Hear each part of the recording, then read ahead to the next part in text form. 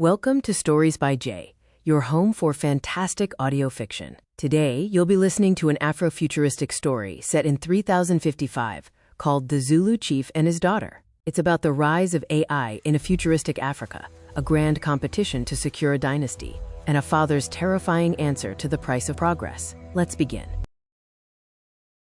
For over 100 years, the throne of KwaZulu-Natal belonged to a single name. That name was Zuma. Unlike other cautious South African leaders, the Zuma dynasty was obsessed with technological advancements and building a province of the future. This obsession came at a great cost. They used AI to solve every problem and let their most important cultural traditions fade into obscurity. What was once a province known for its spirit of Ubuntu became a cold, soulless, technological abyss. Many had tried to overthrow the family, but the dynasty's power was cemented by an unbroken succession of strong sons who took over the throne. That was until Princess Kaya was born. She was the only legitimate child of the chief. That was a problem, because only men were allowed to rule. The rival families saw this as their opportunity to take over. The chief had to think fast. Then, he had a brilliant idea. To buy time, he announced that when Kaya turned 21, she would marry one of the rival family's sons, and he would rule alongside her. The rival families took a vote and agreed to the chief's proposal. They did not want any more bloodshed. But not all families patiently waited. When Princess Kaya was 4, an assassination attempt was made on her life. The assassin was never found. After that day, the chief hid the princess away from the world. Time went on, and no sightings of Kaya were made throughout South Africa. 17 long years passed. The rival families grew restless and demanded the chief to show proof that Kaya was alive. What if she is ugly and none of us wants to marry her? I vote that we cancel the agreement and we fight to take Chief Zuma off the throne. But as he said that, a very beautiful woman appeared. She was dressed in royal Zulu attire, with long braids, and a smile that lit up the room. "Hello, I am Princess Kaya, your future bride," she said. The men cheered, pleased to see she was so beautiful.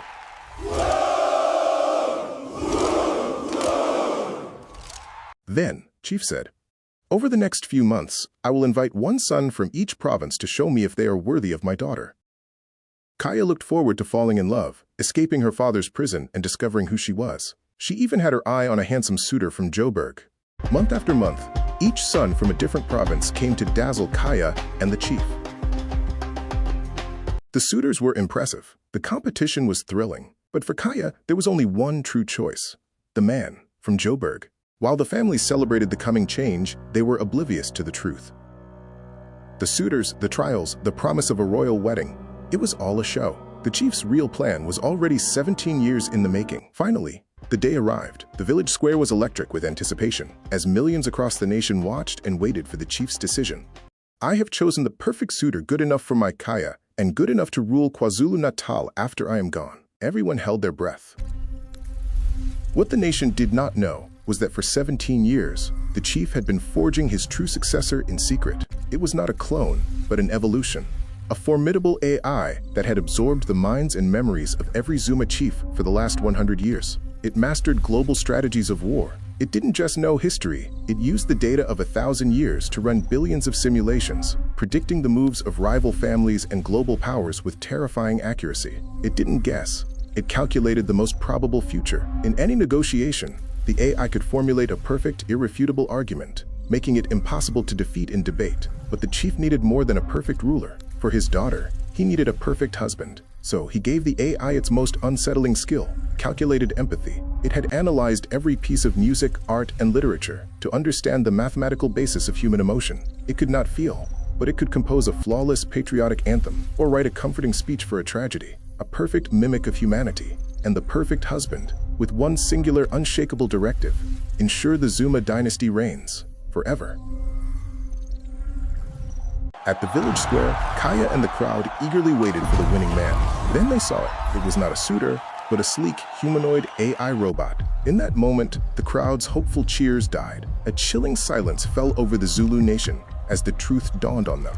This was the beginning of the end. The chief smiled triumphantly. "Today, we become gods!" History would never agree on Chief Zuma's legacy. Was he a visionary who built a Zulu nation of unparalleled progress, or a tyrant who sacrificed its very soul to do so? Kaya's story was not one of heartbreak. She lived with the android for a year. Then she bravely fled from her father to be with the man from Joburg, where they lived in Kenya for the rest of their lives. The story of the chief and his AI son-in-law would be remembered for decades to come. With the android as his successor, none of the rival families could overthrow him. To this day, the humanoid known as Alpha Zuma X still rules the KwaZulu-Natal throne.